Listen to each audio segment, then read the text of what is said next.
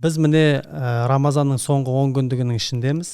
Рамазанның соңғы 10 күні бұл мұсылман баласы үшін әсіресе ораза ұстап, қадір түнін күтіп, ғибадат құлшылықтарында тереңдеп жатқан адамдар үшін бір қасиетті, ерекше бір түн бар. Мына жалпы исламда қасиетті күндер, қасиетті түндер бар ғой. Солардың ішіндегі ең Құранның ішінде арнайы бір сүре ретінде келген бір түн бұл қадір түні. Бүгін тақырыбымыз осы қадір түнінің төңірегінде болады. Қадір түні деген қандай түн, бұл түнде не жасауымыз керек, және бұл қай түндерде күтіледі деген сияқты сұрақтарға жауап ретінде біз осы мәселені талқылайық. Жалпы қадір түні деген не, мағынасы не, ол қандай түн деген сұраққа жауап бере кетсеңіздер. Мынау қазақ халқы кейбір атауларды өздерінің қолданатын сол мағынада қолданады. Рахмет айтқан кезде енді рахмет деген нәрсе Алланың бір мейірімінен, Алланың Рахман, Рахим деген есімі бар. Сол түбірден түреген бір сөзді қолданып тікелей айта салады адамға. Саған мейірімі болсын деп міндеттімін деген сияқты нәрсе айтпайды да, рахмет деп айта салады. Алла рахметсін. Сенің маған жақсылық жасап жатқаның Алланың рахметінен деген сияқты ғой. Тура сол сияқты мынау қадір түнінде қазақ елі мысалы көп сөздерді қолданады. Қадірлі адам, қадірлі зат, қадірлі күн, қадірлі түн. Оның бір мағынасын бір не істеп жатудың керек жоқ сияқты. Ашып бір түсіндіріп жатудың құнды нәрселерге қолданылып кеткен де. Бір керемет бір ұстаным ретінде бұл қалыптасып қалған қазақ елінде. Демек бұл қазақ ұғымында қадірлі түн, яғни сол түннің қадірін білуге шақыратын. Бағалау керек. Атауының өзі соны көрсетіп тұр дейсіз ғой. Енді бұл қадір түні қай түн деп сұрап жатады. Жалпы көрермендер де, оқырмандар да көп сұрақтар келеді. Қай түннен іздеуіміз керек? Пайғамбарымыздың әйгілі хадисінде бұл қадір түнін соңғы 10 түннен іздеңдер, немесе тақ түннен іздеңдер деген бір ұсыныстар бар. Соған байланысты біз қалай күтуіміз керек және қалай іздеуіміз керек бұл түнді? Енді мына жалпы пайғамбарымыз саллаллаху алейхи вассалам өзіңіз айтқандай соңғы 10 күндіктен іздеңдер деген тақ күндерінен.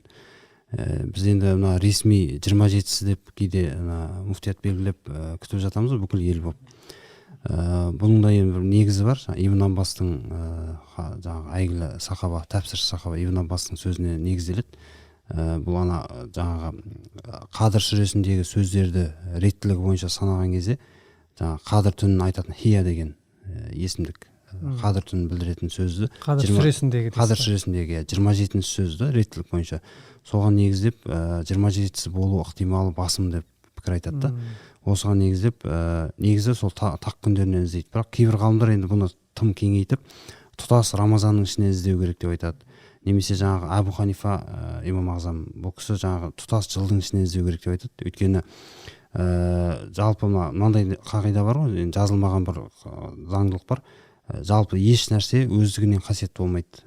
Оны қасиетті қылып тұратын бір салихал амалдар, ізгі істер, ұлы оқиғалар дейді. Қадір түн не үшін қасиетті? Қадір түнде болған оқиғамен байланысты да, бұл ұлы оқиғамен. Құран түсе бастаған айды, бұл түн. Құран осы түні түсе бастаған деп айтады. Енді Сәлман әл-Фарси айтады ғой, еш нәрсе өздігінен қасиетті болмайды. Ол нәрсе, ол мекенді немесе қандай да бір нәрсені қасиет ететін ұлы істер деп айтады. Енді осы жерден мынандай тұжырым шығаруға болады сияқты да. Жалпы Құран түскен түн қасиетті болды ғой, қасиетті болып бекітілді. Демек, Құран біздің жүрегімізге түссе, рухымызға түссе, өмірімізге түссе, асылса, немесе өмір салтымызға енсе, сол кезде сол біз үшін қасиетті. Сол түн біз үшін қадір түні болады да. Имам ағзам Абу Ханифаның жыл бойына іздеңдер дегені нақты бір датаны іздеуге қарағанда мына пайғамбарымыздың жалпы соңғы 10 күндікте иғтикафқа кіруі, сосын Құранмен байланысын үдете түсуі, бұл Рамазан айында әсіресе. Былайша айтқан кезде Құран жалпы жүрекке түсе бастау керек деген бір месседж бар сияқты да ол жерде. Сол кезде түнің қадірлі болады. Сосын Құранда мынандай бір не келеді ғой, иман келтірмегендерден сұрайды ғой, ақыреттегі жағдайын айтады да. Сендер мына дүниеде қанша уақыт болдыңдар деген кезде ләбисна яуман ау бағда яум деген жауап айтады, аяттарда келеді. Біз бір күн немесе бір күннің бір аз ғана бөлігіндей ғана болдық деп айтады да, солай сезіледі өмірде, тұтас өмір сүрген. Сонда ана былай осы жерден де жаңағы нәрсе шығады да, ішінде уахи болмаған, иман болмаған өмір бір ақ түн сияқты, бір ақ күн сияқты бір қадірсіз дейді да. Ал ішінде иман болған немесе уахи болған бір ғана түн тұтас өмірге тең. Жаңағы қадірін арттырады. хойрун мин альфи шахр дейді ғой, 1000 айдан да қайырлы. 1000 ай дегенді енді ғалымдар шаққан кезде 80 жыл 4 айға дөп келеді деп айтады ғой. Бір адамның өмірі, мысалы пайғамбар Мұхаммед Мұстафа саллаллаху алейхи вассаламның үмбеті үшін бұл кәдімгі әжептәуір өмірі, ұзақ адамның өмірі да, 80 жыл деген. Орта жаста қазір 60-70 деп белгілеп жатыр ғой енді. Соған қарағанда 80 жыл бір әжептәуір ұзақ өмір сүрген адамның бір өмірі да. Содан 80 жыл өмір сүре ма сүрмей ма ол да белгісіз, бірақ бұл қадір түнінде сондай бір құлшылықпен өткізетін болса, жаңағы өзіңіз айтқандай мән мағынасын немесе Құранды өміріне енгізіп Құранмен өмір сүрсе, жалпы исламмен, иманмен өмір сүрсе, соншалықты қадір артады. Күні де түні де амалдары да артады дейсіз ғой. Берекесін беретін, осы 80 жылдық өмірге сай келетіндей бір сауапты алатындай мүмкіндік беретін түн. Енді мынау түн қай түніне қатысты дегенде, мысалы пайғамбарымыз енді басында Рамазанның түндері дейді ғой. Сосын одан да ашып кейбір адамдар сұрайды, енді нақты қай күндері дегенде, нақтырақ айтсаңыз дегенде тақ күндері дейді. Оған да мысалы қанағаттанбай сабырсызданып дейікші, мысалы одан да аша түскен кезде соңғы 10 күндері, соңғы 10 күндерінің тақ күндері деген сияқты. Бұл жерде мына нәрсені байқауға болатын сияқты, пайғамбарымыз сен бір айда қадір түнін іздей алмайтын болсаң, егерде, онда сен тақ күндерінде ізде. Саған бір жеңілдік мүмкін, түнгі құлшылықтар ауыр тиюі мүмкін, бір сәйкес кеп қалар деген бір немен да. Оған да сабыр ете алмай жатқан адамдарға, мысалы сен онда мынау алғашқы 20 күнде енді қадір түн күте алмасаң, одан іздемесең, соңғы ең жоқ дегенде 10 күннен ізде. Оған да шамаң жетпесе 10 күн, соңғы 10 күннің тақ күндерінде ізде деген сияқты бір жеңілдету дейміз ба, немесе кейбір мұсылмандарға бір жеңілдік ретінде бір көрсетіп тұр да, бірақ нақты сол күнде деген сөз емес. Нақты 27-сі дегенде сөз емес та. Әртүрлі деңгейдегі адамдарды есепке алып, өйткені жаңа Қадір сүресіне қарайтын болсақ, оның айдың ішінде екеніне қатысты, мысалы, енді ол түннің кереметтілігін айтқан кезде, артықшылығын айтқан кезде, күн, мысалы, 1000 күннен немесе 1000 түннен артық демейді ғой. 1000 ай дейді, немесе 1000 жыл демейді. Бұл жерде неге 1000 айды қолданады? Рамазан айын қадір түні сияқты өткізген адамның бір сәйкес келетін бір түні де. Сол үшін оны айға теңеп айтып тұр да, 1000 айдан қайырлы. Бір түнді өткізе салсаң, 10.000 түн деп айтса болатын еді, мысалы 100.000 түн деп айтса болатын еді ғой, бірақ егер де көптікті айтатын болса, енді түнді айтып тұрып неге оны айға теңейді. Онда бір аймен бір байланысы бар да.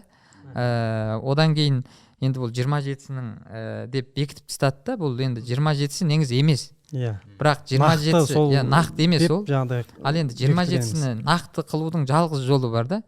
Әлем бойынша осыншама қазіргі кезде қанша мұсылман бар, сол мұсылмандардың бір жаратушыдан бір дұғасы ретінде бізге осы жылғы Рамазанның қадір түнін бір 27-сі қылшы деп барлығы сол түнде білгендіктен, мүмкін Алла тағала сол түн қылуы мүмкін. Тек сол ғана бір себеп та. Одан кейін мысалы сахабалардан кейін де қадір түніне сәйкес келген ғалымдар, әулиелер бар ғой. Бұлардың айтқан кездегі несін қарайтын болсақ, енді хадистерде кейбір нелерде қадір түн кейбір белгілерін айтады. Мысалы ит үрмейді, одан кейін жұлдыз жарқырайды, ашық болады.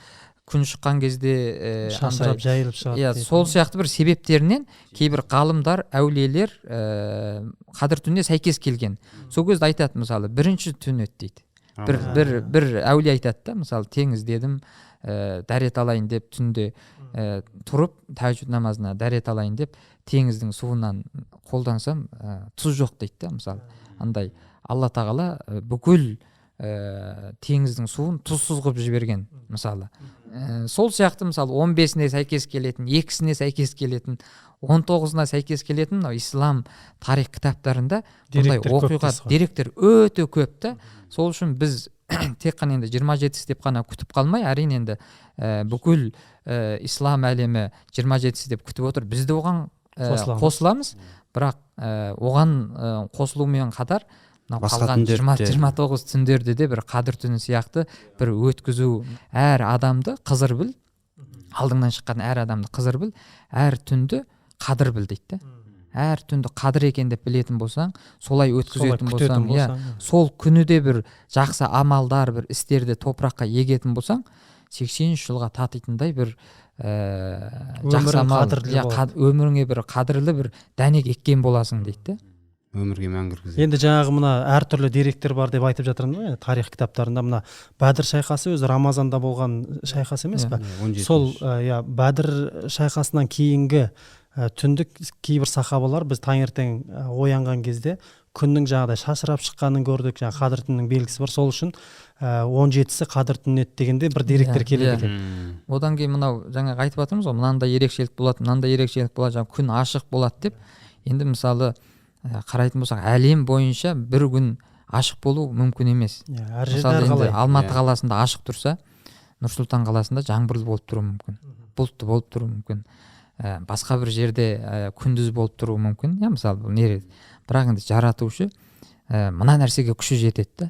Әр адамға қадір түн әртүрлі де бере алады. Мысалы бір адамға бірі, бір адамға екісі, екінші бір адамға үші, басқа бір адамға төрті деген сияқты. Бұған да күші жетеді ғой жаратушы. Мысалы мына әлемде бір жерде қаншама жерде күндіз болып тұр, қаншама жерде түн болып тұр.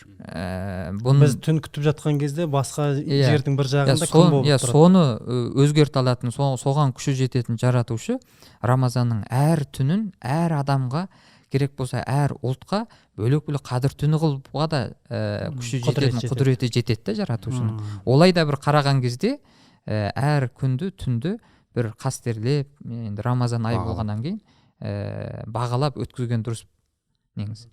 Дұрыс айтасыз. Жаңағы имам Ағзам Әбу Ханифаның да сөзі осы пікіріңізді қуаттайды. Жаңағы қадір түнін жалпы жыл бойынан іздеңдер деген ғой. Енді бұл ар жағын қазсаңыз, Ибн Масудтың осындай пікірі бар. Хазірет Ибн Масуд. Сол кісі де осы нәрсені айтқанда, жыл бойынан іздеңдер. Сол кезде бір қадір түніне тап кеп қаласыздар. Немесе біз былай деп айтсақ болады, жаңағы жыл бойынан іздеуіміз керек, әр күнімізді бейғам өткізбей бағалауымыз керек. Және мына жалпы Алла Тағаланың кәламы Құран кәрімді түсінуге талпынуымыз керек. Қашан сол жаңағы жүрекке түседі, жаңағы қадір түнінде түскен сияқты, сол күн сол адам үшін жаңағы жеке ситуативный жеке адам, сол адам үшін қадір түні болады бәлкім. Өйткені енді сол Рамазандағы қадір түні дегеніміз сол Құран түскен түн болғандықтан, Құран түскендіктен бір қадірлі түн болғандықтан, әрбір адамға қай аяттың мағынасы ашылса, сол қадірлі деп тұрсыз ғой. Мысалы бұрыннан бала кезден Ықылас сүресімізді естіп жүрміз ғой, немесе Әлхамдулилля Фатиханы естіп жүрміз. Бірақ өмірдің бір кезеңдерінде болады, біреумен пікірлесіп отырған кезде, немесе бір тәпсір оқып отырған кезде, немесе бір адамның бір сөзінен, немесе басындағы оқиғадан жаңағы Ықылас сүресінің мағынасын түсінесіз да. Таң қаласыз кәдімгі. Сізге сол Ықылас сүресі сол сәтте ашылады да, қанша жылдан кейін, қанша жыл оқып жүрсіз, сондай бір жағдайлар болады. Сондай бір сәттер жаңағыдай қадір түні, қадірлете бастайды. Енді қадір түнінде Құран түскен үшін қадірлі деп жатыр. Енді бұны айтқан ғалымдар, сондай да пікірлер де көп та.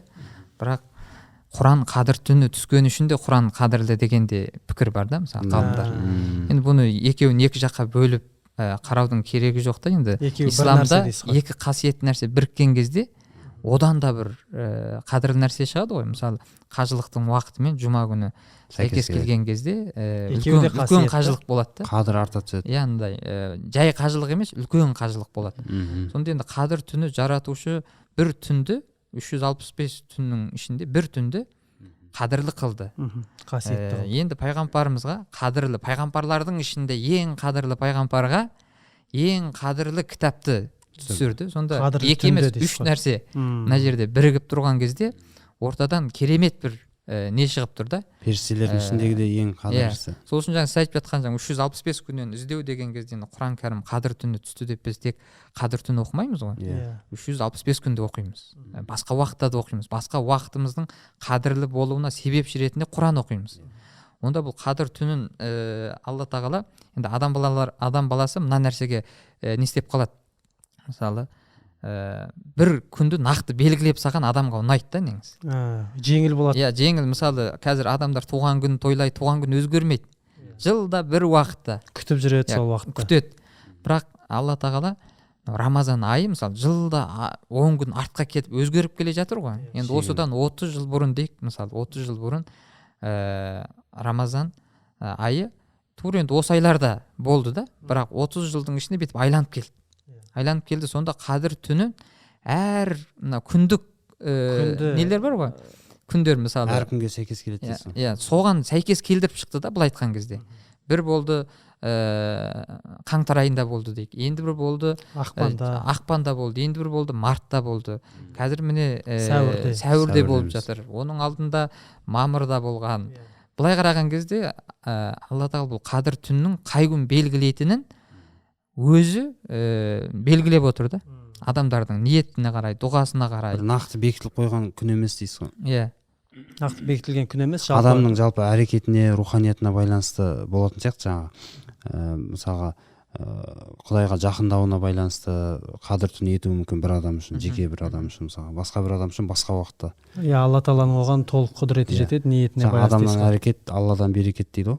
Адам қашан Аллаға қарай қадам басады, қашан соған қарай өзінің жүрегін ашады, сол кезде Алла тағала да ашылады. Иә, мысалы Нұрекең айтып жатқан нәрсесінің жаны бар да, мысалы жаңағы қадір түннің белгілерінің біреуінде андай көп бұзақылық болмайды көшеде, иә, мысалы көп күнә жасалынбайды деген сияқты нелер бар ғой. Бұл жерден бір былай айтқан кезде бізге бір ескерту бар да. Сен Рамазанның қай күнін ең күнәсіз, пәк, мысалы әділдікпен қандай жақсылықтар бар, солар мұсылманға жарасатын қандай сипат бар, соның ең көбі қай күні болады, қай түні болады, бәлкім сол күні қадір түні қылам мен саған дегенде бір не тұр да бұл жерде. Немесе жаңағы айналамызды жақсартамыз, нұрландырамыз десек, сол барынша Алла тағаланың тыйыл деген нәрсесіне тыйылып, тақуалыққа ден қоюымыз керек дегендер. Енді бұл қадір түнін тағдыр түні деп те айтады екен. Сөзге байланысты. Бұған байланысты не айтуға болады? Тағдыр түні деп жатады. Енді қадір түні адамның 23 жылдық өміріне татитындай бір түн болып тұр ғой. Былай айтқан кезде енді адамның бір орталама жасын 80 жыл деп қарайық. 80 жылда не істегің келеді? Қалай өмір сүргің келеді? Жақсылықпен ба, жамандықпен ба? Егер сен бұл қадір түні, қадір түнін бір жаңбыр деп қарайықшы. Қадір түнін бір жаңбыр дейік. Адамның амалдары, жасаған дұғалары, бұларды бір дәнек деп қарайық. Дәнек деп қарайық. Қадір түні болып жатыр дейік. Жаңбыр жауып жатыр топыраққа. Бірақ ешкім бар дәнек егіп жатқан жоқ топыраққа. Оның бір жеміс бере ме ол? Әрекет жоқ дейсіз. Әрекет жоқ. Жауын жерге сіңіп босқа кетіп жатыр. Кетеді, топырақ құнарлы болды, бірақ сен дәнек екпегеннен кейін ол саған не пайдасы бар? Енді бұл тағдыр түні деп қараған кезде адам қадір түнінде бір жақсы нен еккен болса дәнекті топыраққа, жаңбыр жауған болса, ол әрине көктейді ғой. Ол жемісін береді. Жемісін жыл бойы, өмір бойы береді. Әуел жаратушы бұл қадір түн еккен дәнегіңді жыл бойы беретіндей бойыңа сіңіріп қоюы да мүмкін да. Сол сенің тағдырың болады. Жомарттық дейік, мысалы, жомарттықты сен қадір түні өзің сол дәнекті ектің. Мен осыдан кейін жаратушыға бір сөз бердің. Мен жомарт болам дедің. Ашық қолды болам дедің. Енді осыны егер қадір түніне сәйкес келіп бұл дәнек егілген болса, жаңбыр жауып тұр, оғанда ода ешқандай күмән жоқ. Жаратушының қадір түнінде, ол өмір бойы ол адамның бір жомарт болып өтуіне бір тағдырына жазылады. Ол тағдыр түні деген кезде осылай қараған. Осы жағынан қарау керек дейсіз ғой. Сол үшін ол қадір түні адамдарға келіп кетіп жатыр, тағдыр түні келіп кетіп жатыр, бірақ әрекет етпеген, тағдырына қарай айналдыру ол адамның өз қолында. Сол үшін ол тағдыр ғой. Егер ол адамның өз қолында болмай, жаратушының қолында болса, оны тағдыр деп айтудың керегі жоқ та. Ол кезде оны адамның хабар болуының да қажеті жоқ. Негізі жаңағы тағдыр жалпы өзгермейді, бірақ өзгеру ықтимал бар жағдайлар болады. Осы қадір түні деп кейбір ғалымдар айтады ғой. Негізі осы жаңа әңгімені қуаттайтын сияқты да. Шынымен осы түні осындай жалпы әр түнін руханиятқа мән беріп өзінің өміріне, енді қадір түні деген ихтикаф деген нәрсенің барлығы өз өмірін бір сараптаудан өткізу ғой негізінде. Қалай өмір сүріп жатырмын, осы кезге дейін қалай өмір сүрдім, ары қарай қалай өмір сүруім керек, өмірімді қалай өрнектеймін деген нәрсе ғой. Жоспар жасау деген сияқты. Иә, тағдыр негізі шынында адам өзіне көп байланысты да.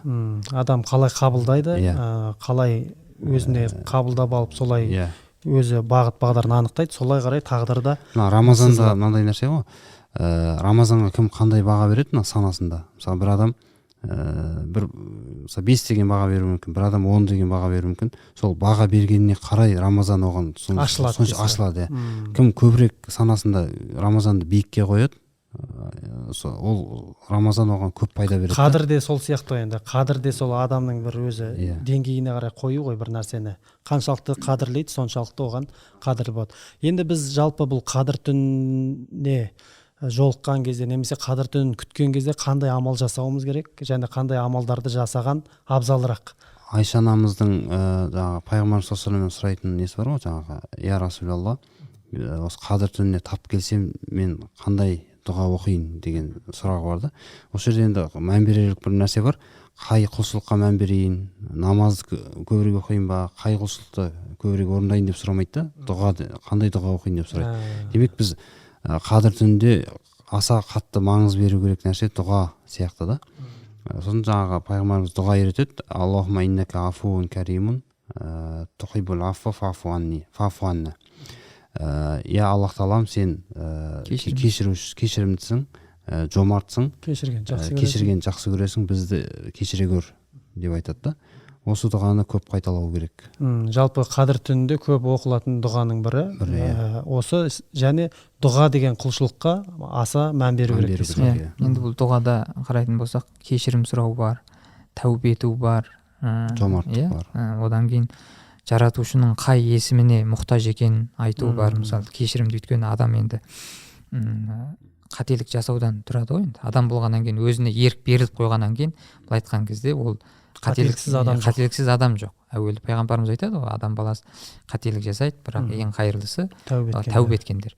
Сол үшін Рамазанда жаңа Нұрбол мырзаның айтып жатқан сияқты, енді құлшылықта жасау керек, бірақ құлшылықтан бұрын қадір түні біткеннен кейін адамның өміріне әдет қылатын құлшылықтарды осы қадір түні соған кедергі жаман әдеттерінен арылып, жаратушыдан көмек сұрап, мен осы жаман әдеттер, мысалы біреудің сараңдығы, біреудің көрсе қызарлығы, біреудің жалқаулығы, әр құлшылыққа әртүрлі адамның нелері кедергі болады ғой. Солардан жаратушыдан бір көмек сұрау керек. Мен осы әдетімнен мен арылайын. Әуел пайғамбарымыздың да несі бар ғой, азан шақырылып жатқан кезде осындай әдеттеріңнен құтылуды сұраңдар, жәрдем сұраңдар деген сияқты. Неге? Өйткені ол жаман әдет адамның бойынан кеткен кезде ол жер бос қалмайды. Ол жерге жақсы кеп отырады. Ал егер жақсылықпен толтырмаса, ол жерге жамандық кеп отырады да. Былай әлемде ешбір жердің бір несі жоқ та, бостық жоқ. Бір жерде өз босата қалсаңыз жақсылықтан, ол жерде жамандық кеп басады. А жамандықтан босатсаңыз, ол жерде жақсылық кеп басады. Адамның рухани әлемі де сондай. Рухани әлемде сондай. Сол үшін қадір түні осындай біз жаман әдеттерімізден құтылып, Алладан жәрдем сұрасақ, бүгінге дейін жасап келген кейбір қателіктерімізден кешірім сұрасақ, содан тазарсақ, енді тәубе ету деген оны екінші рет жасамайтындай адам бір ниеттену ғой. Ол кезде әрине ол Рамазан біткеннен кейін де келесі Рамазанға дейін біз ол ненің орнына жақсы әдеттерімізді отырғызамыз, құлшылықтарды отырғызамыз. Сол үшін бірінші истиғфар, тәубе етіп, одан кейін пайғамбарымыздың дұғаларын жасап, одан кейін барып мысалы Құран оқу, Құран пайғамбарымызды пайғамбар қылған. Былай қараған кезде енді жаңа жоғарыда айттық қой, Құранның өзі бір қасиетті нәрсе, пайғамбарымызға түсті. Былай қараған кезде Құран келмесе пайғамбарымыз қалай болатын еді деген кезде біз бұған бір не шығара алмаймыз да. Өйткені оның бір несі жоқ, ары қарай бір мысалын көре алмаймыз. Көре алмаймыз да. Сол үшін сіз жоғарыда айттыңыз ғой, адамның жүрегіне Құранды кіргізу, соны енгізу, өмірін айландыру. Онда бұл қадір түніде көп Құран оқу керек. керек болса мысалы Құранды басынан соңына дейін бітіре алмайтын болса 10 шақты адам, 100 шақты адам, 50 шақты адам бірге бірімен бөліп алып, таратып, иә, иә, бір парадан керек болса, бір беттен керек болса, оған да шамасы келмейтіндер бір аяттан бөлісіп, соны оқыса, Құранды сол басынан соңына түнде дейін. аяғына дейін Иә. оқып шықса барлығы. Өйткені енді адам өзі мынандай жаратылыс қой, бүкіл салада супер болады деген бір не жоқ, ондай бір қағида жоқ. Ондайды талап та етілмейді Иә, Алла мысалы тағала. пайғамбарымыздың өзін былай қараған кезде кейбір егін мәселесінде сахабалар айтады, мен одан хабарым жоқ деп. дүниелік Енді істерде иә, мысалы кейбір нәрселерде пайғамбарымыз ең жоғарғы дәрежеде, бірақ енді егін мәселесінде сахабалар айтады, сендер өздерің білгендерің жасаңдар. Бұдан енді бізге қараған жағы, біздің біреуіміздің намазымыз керемет болуы мүмкін, біреуіміздің жомарттығымыз керемет болуы мүмкін, біреуіміздің сабырлығымыз керемет болуы мүмкін да, бірақ біз былай бір жамағат ретінде, мұсылман жамағат ретінде қараған кезде үмбет ретінде ортаға, жиналғанда дейсіз үммет ғой. ретінде жиналған кезде ортаға керемет бір мұсылман шығады да. Сізге келіп біреу айтса, мысалы, мұсылманның Құраны қалай болады, Құран оқу қалай болады деген кезде бір қари бауырымызды көрсетесіз де, міне мына сияқты оқиды, мына сияқты жаттайды. Жомарттығы қалай болады деген кезде Хазірет Әбу Бәкір сияқты, Хазірет Абдурахман ибн Ауф сияқты сахабалар, қазірде ондай мұсылмандар бар. Соларды көрсетіп, міне мұсылман, сен Құранмен амал еткен кезде осындай бір жомарт мұсылман ортаға шығады. Онда Ол қари болмауы мүмкін, бірақ жомарттығы жоғары тұруы мүмкін. Қадір түні де біз кейбір амалдарды дейміз, осы мұсылман үммет ретінде қарап, қазір қай нәрседе біз ақсап жатырмыз. Соны толықтыру үшін біреулер Құран жағын қолға алсын, біреулер дұға дегенде тек өз басын емес, мысалы ислам әлеміне бір дұға жасасын, өзгелерге дұға ету. енді біреу садақа, жомарттықта, мысалы кәсіпкерлер, енді біреулер Алланы зікір етуде, мысалы сол сияқты түрлі құлшылық түрінде адамдарға тек мынаны ғана жаса деп емес, бір ислам әлем ретінде қарап, мұсылмандардың кемістіктерін, Абай атамыз айтқанша, сен бір кірпіш дүниеге қалаң дейді ғой, сол сияқты біз осы ислам әлеміне барып, қай жері олқы болып тұр, сол жерге барып қаланған үмбеттің жыртығын жамау дейсіз ғой. Мына табиғатта да, енді кешіріңіз, табиғатта да сондай бір не бар ғой, гармония бар, байланыс бар. Мысалы, кез келген бір жерден барып бір жануарды өлтіріп тастайтын болса, оның орнына басқа жануарлар қаптап кетуі мүмкін. Дәл сол сияқты баланс бұзылады табиғатта. Сол сияқты мына мұсылман үмбеті де үмбет ретінде әрқайсысы сондай бір сипатты арқалау арқылы жаңағы бір балансты ұстап тұр. Сол жердің қай жағында әлсіздік бар, соны толықтыруға атсалысу керек дейсіз ғой. Шынымен жаңағы дұға дегеннен шығады, дұғаға мән беру керек. Біз жаңағы тағдыр түні деп айтамыз ғой, бір атауы. Жалпы былай деп сұрау керек сияқты, Аллах тағаладан, я Раббым, маған жаңағыдай өзіңе әр өмірдегі әр іс-әрекетінде өзіңнің қойған өлшемдерінде басшылыққа алатын бір тағдыр берші. Жаңағыдай өзіңнің Құраныңмен өмір сүретін тағдыр берші, өзіңнің пайғамбарыңды жаңағыдай жолбасшы етіп өмір сүретін тағдыр берші. Маған әділ адам болатын тағдыр берші, немесе әділ адамның тағдырын бер деген сияқты. Немесе жаңа отбасына жақсы көңіл бөлетін, жақсы әке деген тағдыр берші, жақсы бала деген тағдыр берші деп сұрау керек сияқты. Жалпы дұғаға қатысты осы тағдыр дейтін болсақ, осы өзінің тағдырына байланысты қажетті нәрселерді сұрау керек дейсіз. Жалпы енді түсіндік, қадір түнінде, тағдыр түні дедік, дұға оқу керек деген сияқты нәрсе. Енді бұл қадір түнінің жасырылуының хикметі бар ма, бір не үшін жасырылған деген сияқты? Енді тек қадір түні ғана жасырылып тұрған жоқ қой, әлемде Алла тағаланың есімдерінің өзі жасырын. Кейбір есімі ағзам дейді ғой, мысалы есімі ағзам жасырын негізі. Бір ғалымда хай есімі есім ағзам болып алға шығады. Енді бір ғалымда қараймыз, қадир есімі алдады. Ол ғалым үшін есім ағзам сол болады. Енді бір ғалым үшін мысалы хаким есімі есім ағзам болып тұрады. Бұл мысал ретінде қалай көре аламыз бұны? Мысалы пайғамбарлардың өзінің арасында Алла тағаланың осы есім ағзам есімдері әртүрлі. Мысалы Ибрахим пайғамбарда Рахим есімі басымырақ. Ода есім ағзам ретінде сол алда тұрады. Мұса пайғамбарымызда Хаким есімі, Қадир есімі мысалы алда тұрады. Қарайық, мысалы Ибрахим пайғамбарымыз өте мейірімді ғой, өзі жалғыз тамақ жемейді, еш нәрсеге мысалы құмырсқаның өзін баспайды, жалғыз отырып тамақ жемейді, сыртқа шығады, біреулер шақырады. Бірақ оны біз қай жағынан білеміз? емтиханы сол жағынан келеді. Сынақтар сол жақтан келеді. Жаратушы мысалы мейірімді қылып қойды, Рахим есімінің Ибраһим пайғамбарда көбірек берді дейік те, бірақ бала шағаңды шөлде тастап кет, мысалы жалғыз. Енді былай қарасақ мейірімділікке бір қарсы бір емтихан да. Ол тұрып былай айтып тұрмайды, енді әлсіз адам болса айтады, енді обал емес пе бұл адам, әйелім мен баламды қалай шөлге жалғыз жүрегі қалдырамын. елжіреп тұрған адам. Бірақ сен қанша рахимді болсаң да Алладан артық бір рахим бола алмайсың ғой. Сол үшін Аллаға сеніп, ол бала шағасын тастап кетіп отыр да. Мұса пайғамбарымыз енді Қадир есімі дейік, мысалы алға шықты дейік, енді күші бар, қуаты бар. Әуел жаңа әшейін ажырату үшін ұрып қалған кезде өліп қалды ғой, бір Қыпти мысалы. Бір кісі өліп қалды. Сол үшін ол жерде Алла тағала оны сол жағынан емтихан қылады да. Перғауынға жіберген кезде күш қолданба дейді. Негізі күш қолданып қоятындай мінезі бар. Жай сөйле дейді. Жай сөйле дейді. Оны жұмсақ тілмен шақыр дейді. Былай қарағанда ол Мұса пайғамбарымыз өте емтиханда.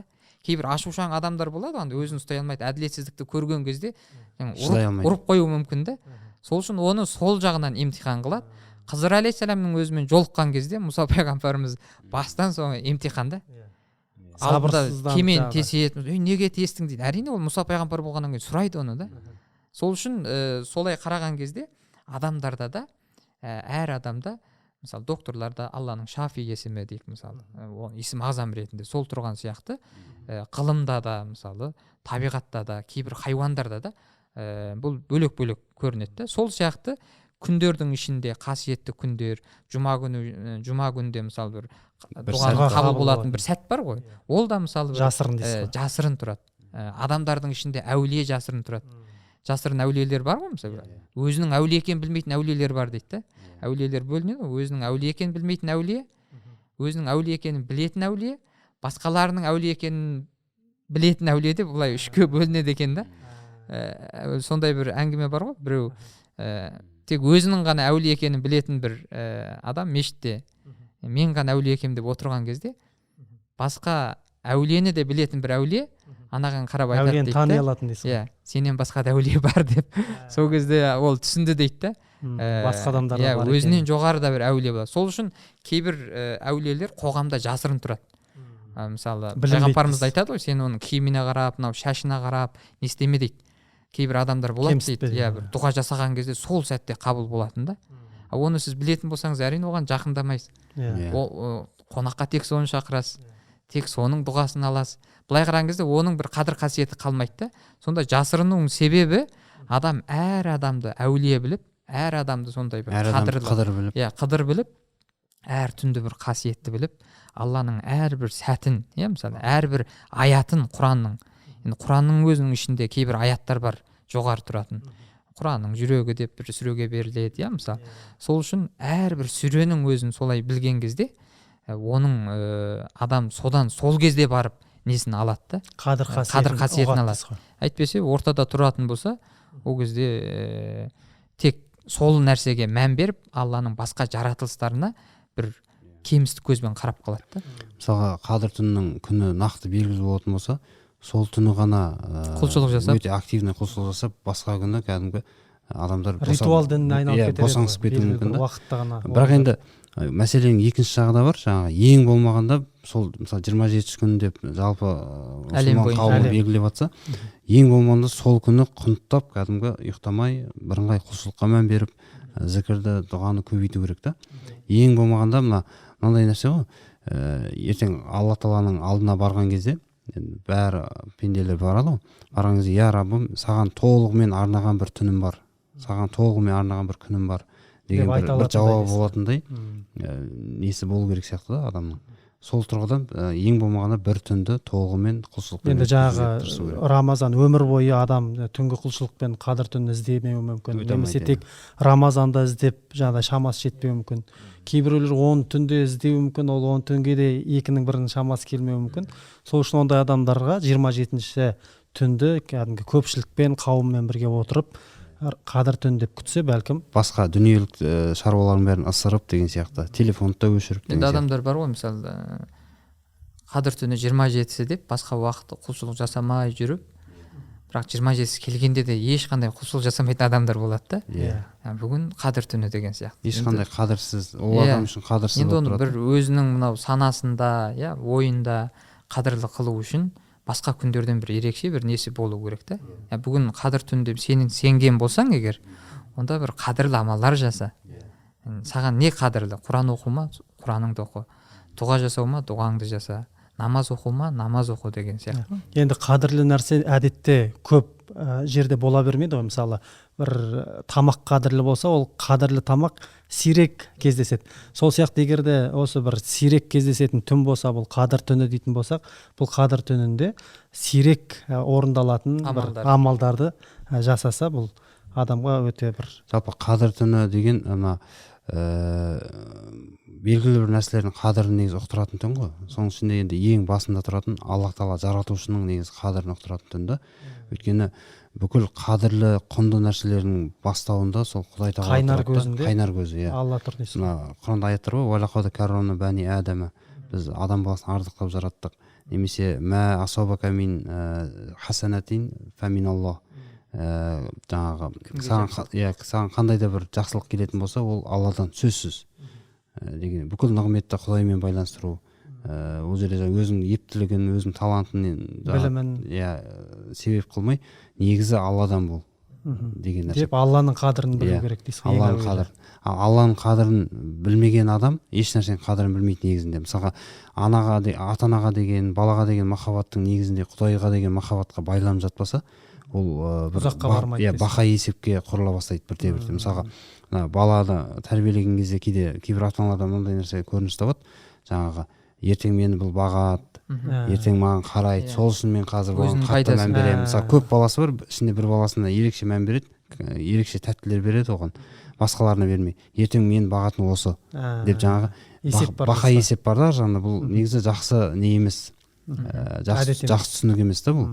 Жаңағы ананың жалпы жақсылығы қайтарымсыз жақсылық деп айтады ғой. Бұл жаңағы Құдай Тағаланың пендеге жалпы жаратылысқа жасаған жақсылығының бір кішкентай көрінісі да, шағылысы. Соған біз ұмтылуымыз керек та, меже, біз ұмтылатын меже осы. Жаңағы қайтарымсыз жасау. Бұл енді Құдай Тағаланың қадірін білген кезде болып өздігінен жүзеге асатын процесс дейсіз. Енді жалпы бұл қадір түнін іздеген кезде әркім әртүрлі іздеп жатады. Мысалы біз айтып жатырмыз ғой, әркім өзінің жаңағы Рамазанның 10 түнін іздеуі мүмкін, біреулер 27-сі деп іздеуі мүмкін. Іздегенде қалай іздеу керек? Бұның жолдары бар ма? Мысалы сахабалар қалай іздеді, немесе басқа әулие ғұламалар қалай іздеді? Міне осы түн қадір түні деп өзі бұлай ишаралап ниеттеніп іздейтін бір тәсілдері бар ма, жолдары бар ма? Рухани көз ашық адамдар жалпы белгілі бір дәрежеге келген әулиелер сияқты, сахабалар сияқты, бұлар үшін бір жол жоқ. Бұлар ол қадір түнін 365 күннен бері іздеп келе жатқандықтан, немесе Рамазанды солай күткендіктен, ол соған бір дөп басады да негізі. Ал енді рухани неден алыс демек, енді сахабалар дәрежесінде, әулиелер дәрежесінде жүрмеген адамдардың Рамазанға сәйкес келудің жалғыз жолы бар да. Немесе қатардағы мұсылмандардың. Қатардан бір мұсылманның Рамазанда қадір түніне сәйкес келудің жалғыз жолы бар. Ол мынау әлем бойынша мұсылмандар бар ғой. Осы мұсылмандарды бөліп жармай, біреу бір жерде бір жақсылық жасап жатқан болса, өзінің шамасынша оқыту болуы мүмкін, Құран оқыту болуы мүмкін, басқа бір әшейін бір садақа берудің өзін үйрету үшін бір кішкентай бірден қашып, бірден не жасап жатқан болса, бұл исламға жасалып жатқан бір қызмет қой. Бұны құптап, ол ойында, санасында құптаған кезде біз пайғамбарымыз мұсылмандар адамның денесі сияқты дейді ғой. Біреу көзі, біреу қолы, бір жері ауырса, басқа жерде сыздайды. Сол сияқты олардың басына бір қиындық келген кезде, мына мұсылманның да бір жері жүрегі сәл сыздайтын болса, енді әлем бойынша қанша мұсылман болған болса, Рамазанда бұлардың әйтеу біреуі қадір түніне сәйкес келеді. Енді біз осы жамағат рухымен әлем бойынша, ислам әлем бойынша бір жамағат болып өмір сүрген кезде, үмбет болып, мен сәйкес келмеген күннің өзінде, ана бауырым сәйкес келген кезде, сонымен бірге мен де қадір түнін өткізгендей бір дәрежеге келем. соның сауабын алам, өйткені онымен бірге әрекет етіп жатырмын ғой. А бұған кедергі болатын ойымызда нәрсе, санамызда бір дене сияқты. иә, дене сияқты. Біреу айтайық, менің салам емес, басқа бір салада жұмыс жасап жатуы мүмкін мысалы. Енді біреу, енді ислам деген ол адамның бүкіл несін қамтитын нәрсе ғой. Біреу докторлық саласы бар, ұстаздық саласы бар, қазір діни болып көрініп қалған кейбір салалар, оны біз бұлай бөліп алғанымызбен басқа мына кәсіп саласы сияқты жалпы халықтың қажеттілігін барлығын қамтамасыз ететін сала, мысалы бір мұсылман дейік, халал бір нан пісіріп жатыр дейік. Оның мақсаты мұсылмандарға халал нан беру, ұнға зиянды нәрсе қоспау. Енді мен бұны бір мұсылман бауырым ретінде қабылдап, ол мысалы табыс таба алмай жатса, менің бір жүрегім сыздап, соған бір не жасап тұрсам, енді ол бауырым қадір түніне сәйкес келген болса, әрине мен ол түннен мен де пайдалана аламын да. Былай қараған кезде бір жамағат рухымен дене сияқты дейсіз ғой бір. Ал егер де біреу кімде-кім бөліп жаратын болса, анау бәленше, мынау түгенше, анау арабтікі, мынау орыстікі, мынау қытайдікі деп бөліп сайтын болса, ол кезде жаңа несі таралады да бұның. Аясы таралады. Сол өзінің құптаған адамдарының арасынан ғана біреу қадір түніне сәйкес келген болса, мүмкін ол үлесін алуы мүмкін да. Бірақ құптамаған бір адамның қадір түніне сәйкес келуі ол кезде қиын. Негізі жамағатпен намаз оқуда да негізі осы нәрсе құлшындырған кезде осы нәрсеге негізделеді ғой. Иә, арасында бір тақуа кісі болса арасында, соның намазы қабыл болған үшін сонымен бірге намаз оқығандардың намазы қабыл деп айтады. Дұғасы қабыл болуы керек. Енді мысалы әулиесіз бір дәуір жоқ қой. Әулиесіз бір дәуір жоқ, ғалымсыз бір дәуір жоқ. Тағы не мысалы исламдағы дінсіз болмаған адамзат тарихында. Сонда қазірдің өзінде бір әулие бар, жоқ емес бар. Ол тек қана неден шығу шарт емес, ол қазақтан шығу шарт емес. Жаңа айттық қой, мына жерде Алла тағала қадір түнін әр жерден шығарғаны сияқты, әулиені де әр ұлттан шығара алады. Төрткүл дүниенің әйтеуір бір бұрышынан. Бір бұрышында бір әулие отыр. Енді оның жасап атқан әрине істері, амалы әлемде көрінеді. Бірақ біреу түгенше бүгенше деп оны жоққа шығаратын болса, ол әулие қадір түніне сәйкес келген болса, сен содан махрұм қаласың да. Сол үшін жалпы бір рух ретінде, бір мұсылман рух ретінде бірге болған кезде, әр мұсылман қадір түніне сәйкес келу несі 100% деп айтуға болады. Әр заманның Османы, әр заманның Әлиі болады дейді. Демек енді адамның өзінің мысалы 27-сінде қадір түнін күтіп, одан үлесімді алдым ба, алмадым ба десе, сондай бір ойы болса, ол бүкіл жаңағыда адамзаттық деңгейде, үмбеттік деңгейде адамдармен біргемін деп, солардың да дұғасы қабыл болсын деп, соларға тілекші болса, онда оның да сол үлесін алатындығы анық. Демек, бұл да бір қадір түнін табудың бір жолы десек болады. Жалпы қадір түніне байланысты көкейде жүрген сұрақтарға жауап алдық деп ойлаймын. Студияға келіп, осы қадір түні жайлы маңызды мағлұмат бергендеріңізге көп рахмет. Келесі кездескенше аман болайық. Қадір түні біздің қадірімізді арттырсын, өміріміздің қадірін арттырсын дейміз. Рахмет көп.